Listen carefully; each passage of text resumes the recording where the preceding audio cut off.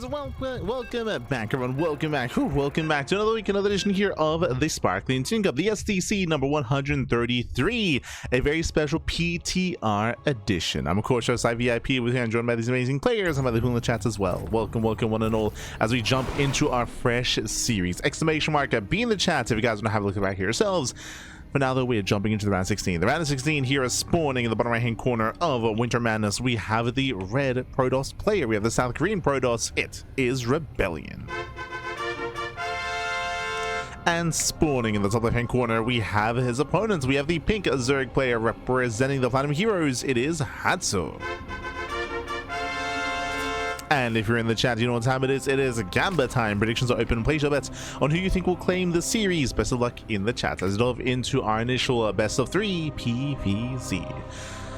Whew, oh boy, there's a lot to get into. Of course, if you maybe have not been around for the past week, I mean, it's been 5 days since the PTR patch notes were dropped. But if you did miss out on it, we did cover it a couple of days ago on Friday during the podcast. We did have like an impromptu kind of like emergency podcast going over all the changes, going over the PTR itself, and something that we did mention, of course, at the end of said podcast was, hey, when it comes to the changes, look forward to seeing them because there are going to be a lot of tournaments featuring said PTR, whether it's our tournaments. Pegastar Cup tomorrow morning is also going to be in the PTR. Likewise, Kung Fu Cups as well should also be on the PTR as well. The majority, I believe, and I believe next week Monday Night Weekly. True, next week Monday Night Weekly is also going to be in the PTR. So plenty of PTR tournaments are on the horizon here to test out all of these new changes. Let's go. Let us go. For now, we do have a gas first into pool here. We do have a much more aggressive start here from Hatsu, going for the early gas setup. Meanwhile, ReBellioN back at home going for his own gate expand.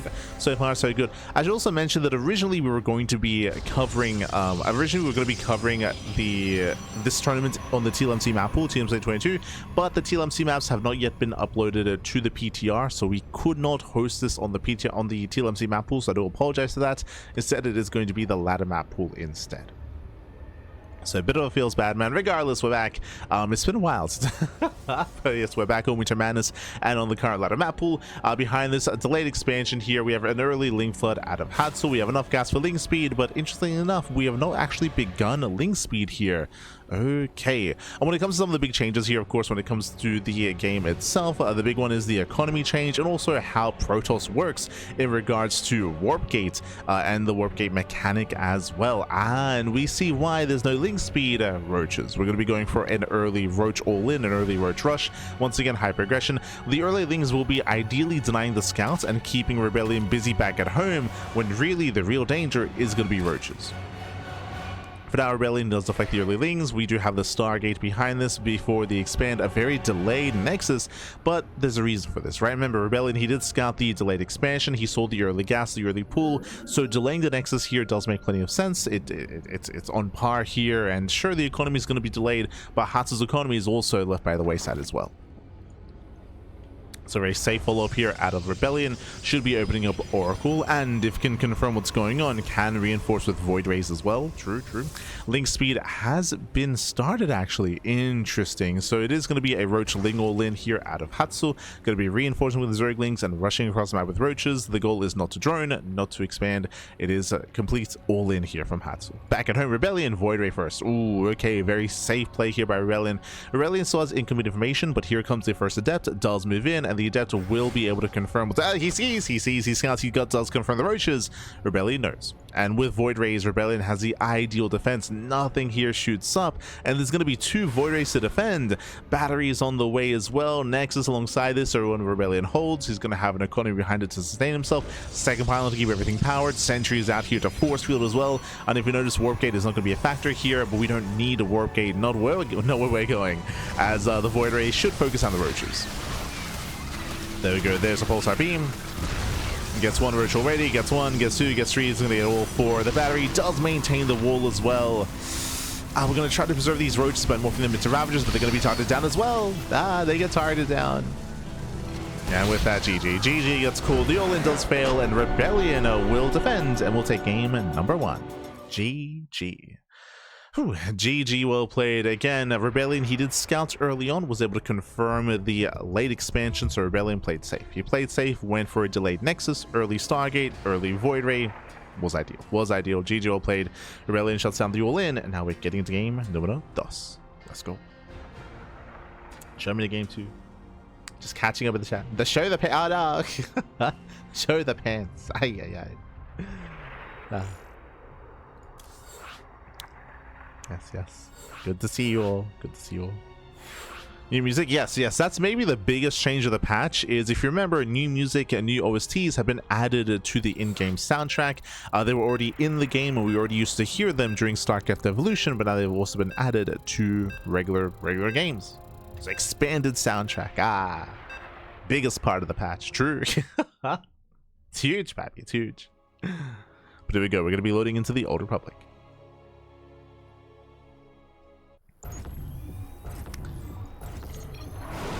And spawning in the top right hand corner of the Old Republic, we have the South Korean Protoss player. We have the Red Protoss representing among SSG people, leading the series 1-0. It is ReBellioN. And spawning in the bottom hand corner, we have his opponents. We have the Pink Zerg player representing the Platinum Heroes. It is Hatsu. Let's go. Let us go, as we are going to be opening up, as we are going to be settling in. And once again, we'll keep an eye on the initial opener here from Hatsu. So far we are just droning, we're just saturating. Last game we saw a very early gas geyser. Once again though, when it comes to openers, players are still trying to figure themselves out a little bit here when it comes to timings, ideal gas timings, ideal pool timings, and ideal hash timings when it comes to early game aggression, greedier builds, safer builds. It will take some time for all of that to really settle in, especially because again, the PTR has been live for 5 days. It's been less than a week. It's been less than a week here since the PTR has been live, so very limited practice so far. We discussed this during our podcast, talking about how there is going to be a period of time where players are still kind of like trying to figure things out before we have our efficient openers and kind of more the meta game, especially in the early game, does kind of stabilize and settle down. There's going to be a period where the early game is going to be a little bit more in flux, so we might see some more inefficient openers as well. I know a lot of players have been grinding quite heavily on the PTR as well in regards to testing. I know there's been a lot of thoughts, a lot of concerns raised as well when it comes to early game aggression. I know that Lorimbo, he did end up making a post on TL and on Reddit, going a little bit more into detail when it comes to early cheese and early aggression. If you know anything about Lorimbo, he is, you know, one of, if not the cheesiest Zerg player in Europe. Very, very cheesy, very aggressive, very all-in as a player, and he's been exploring a lot of that aggression quite a bit, and he has found that there aren't really many aggressive options, at least in ZVP and alongside that ZVT as well, but mainly ZVP is kind of what he explored and how he found a lot of difficulties when it comes to early pool timings and early gas timings. And they found that it's more difficult to pull off than in the live version of the game, at least again specifically in regards to early cheese and early aggression. So that is also something to bear in mind. Early on here, we do have initial hatches. We're going to be opening up in a much more standard fashion compared to previously. Meanwhile, ReBellioN does go for the gate, expand into Cybercore. Standard opener out of ReBellioN. Now, when it comes to gateway changes here, and when it comes to warp gate changes to Protoss, we do have a big change here to warp gate.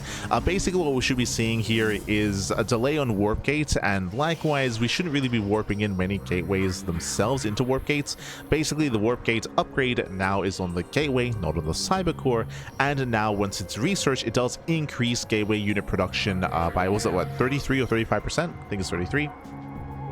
So your gateways produce units much faster, but there's a cost to warp them into warp gates themselves. Typically what this means, at least theoretically, is that we shouldn't really be seeing warp gates until the mid game, until you've stabilized on 3 bases. So until then, you're going to be a little bit more limited when it comes to aggressive options from the side of Protoss, or I should say you're going to be a little more committed if you do commit into like into an early all-in, say Twilight Council opener into Glaive Adepts or Twilight Council opener into DTs. There's a bigger commitment to get into that. But when it comes to the mid game, that is when the Protoss players can be stronger. The reasoning for this is because the warp in mechanic has been improved. Once you have all your warp gates up and running, you no longer need a proxy gateway. Now you just need a pylon for fast warp ins, and it means that you can throw down pylons out across the map. Also, the warp in itself is faster than previously, so really fast warp ins with harder to scout pylons does allow for a much more aggressive mid game, but again, it does take a little bit longer to get into once you get all your warp gates up and running. That's going to be getting to that point. That's going to be where there's going to be a bit of a difference when it comes to the PTR itself and achieving that.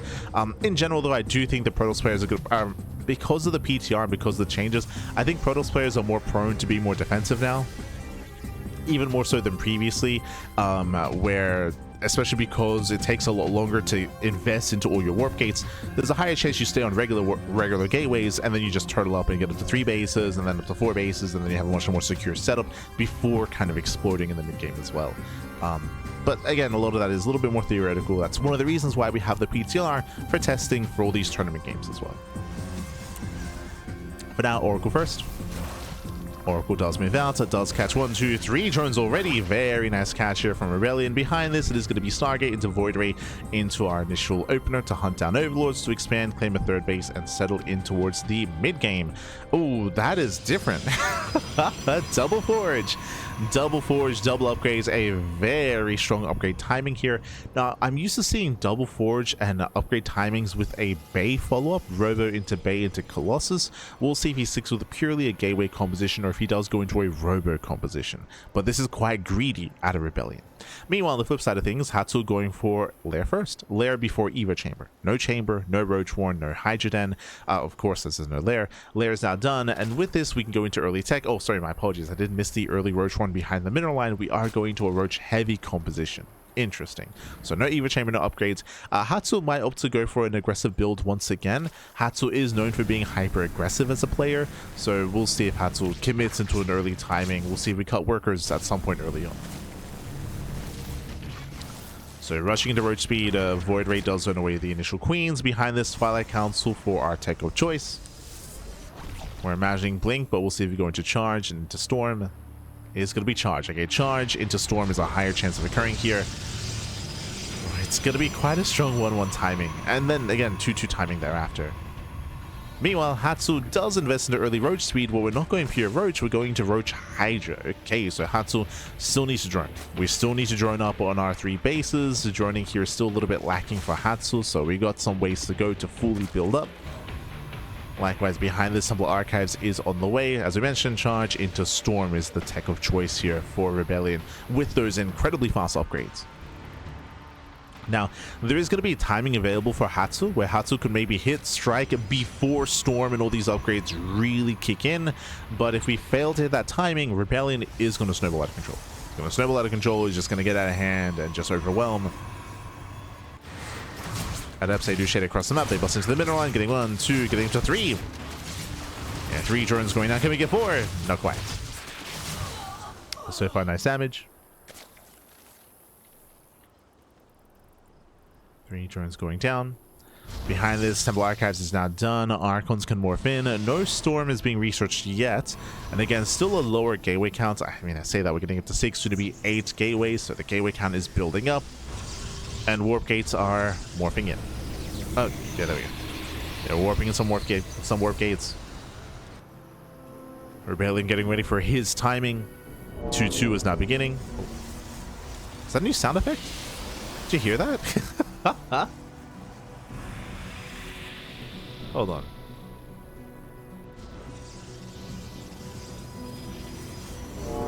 Yeah, that's new, right?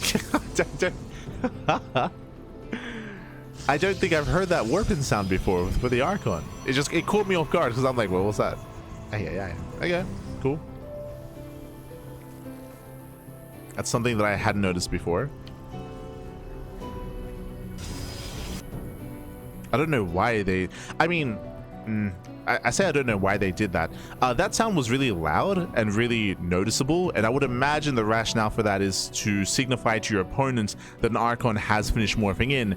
If, say, for example, you go for a DT-based opener, you pull away, you morph the DTs into Archons a little bit further out, because the sound effect of the Archon morphing in is more audible, then it notifies your opponent a little bit easier when they're nearby. I would imagine that's the rationale for that. In my mind, I'm thinking of like game mechanic wise, like why would you make something louder?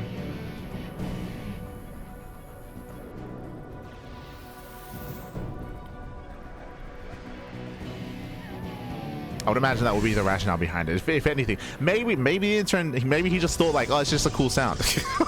maybe that was all the thought put behind it. But in my mind, like I would imagine that a louder sound like that it's for a reason? Question mark. Meanwhile, Hatsu does it up, does drone, does saturate up to 3 bases. Now we're committing 63 workers under 3 base saturation, no 4th expansion, and we're committing across the map here with our Roach Hydra. And is there Storm? The answer is no. Storm was delayed. It took a while for Storm to begin here. Without Storm, there is a chance. There is a chance. Storm is not yet ready. Hatsu moving in, denies the 4th base. Very nice. Now can we get into the High Templar? Can we get in? Oh, gets one. Yeah, gets one Templar so far. Barely doesn't get within range of the others. Yeah, the 4 Templar do back off. We should keep going. Hatsu backs off. Storm now finishes. I feel like there was value in chasing just because Hatsu doesn't have the best economy. Remember, we're under 3 base saturation. We have no 4th expansion. Backing off and macroing from here. Technically, ReBellioN has a better economy. He's on 72 probes. He's on 72 workers, getting a 4th base. This was the time for Hatsu, and to back off in that moment gives ReBellioN time to stabilize, and not just stabilize, but get further ahead. 3-3 upgrades are on the horizon here. Again, we spoke about this earlier. The upgrade lead is insane. We're gonna have 3-3 by the time Hatsu has 1-1. Like it's gonna be too much. So a bit of a missed opportunity there from Hatsu. Not saying that Hatsu would have killed 100%, but that was the timing, right? That was the timing. That was the moment. And to pull away, it's a bit of a shame. Like, Hatsu is maxed out, but again, this army does not scale well into a longer game. It's very Roach heavy, and the longer this game goes on, the better it is for the Protoss.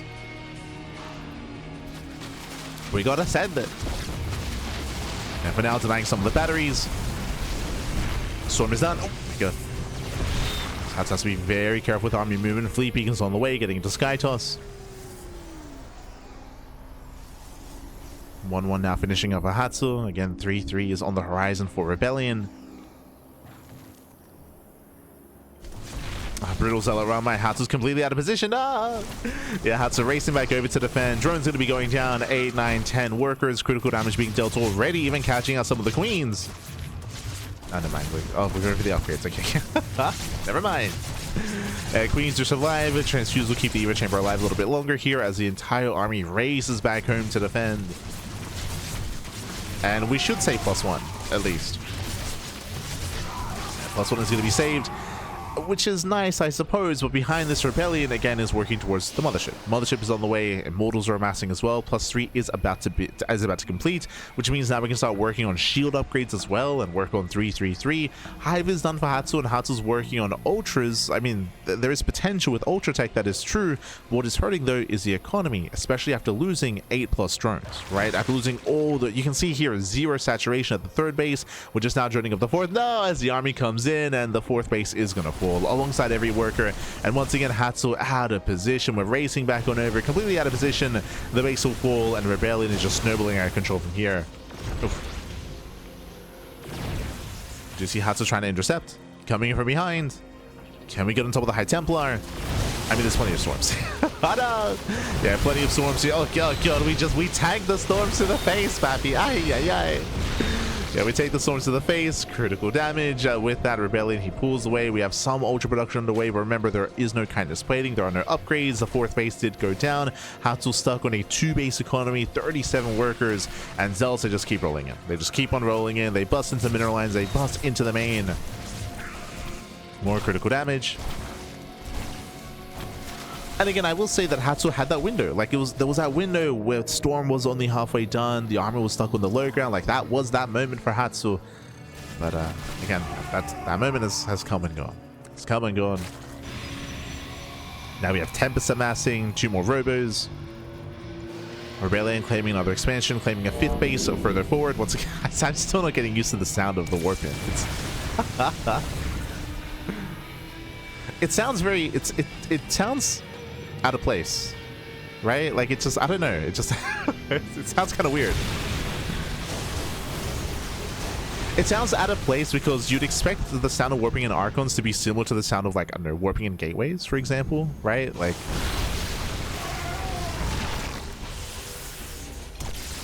sounds weird. But GG gets called, the army does crumble, and ReBellioN will claim the series 2-0, advancing on to the quarterfinals. GG, well played. And with that, congratulations, ReBellioN will claim the series. Shout out to Hatsu. Again, I will say that there were definitely some opportunities for Hatsu for sure, where there were some timings available. Once again, I'm not saying that Hatsu would have won the game pushing up that ramp into the third base, but like that would have been the time to do so. And I also don't blame Hatsu because ReBellioN was going for a very greedy build as well, going for fast double forge, fast double upgrades. Again, 3-3 when Hatsu had 1-1. That was insane when it came to the greed of the follow-up here, which is very abnormal. It's not very standard, is what I should say. Not very standard. It's not something you go up against too often. GG well played. With that, ReBellioN does advance on, and let's catch up on the bracket itself. Let's go.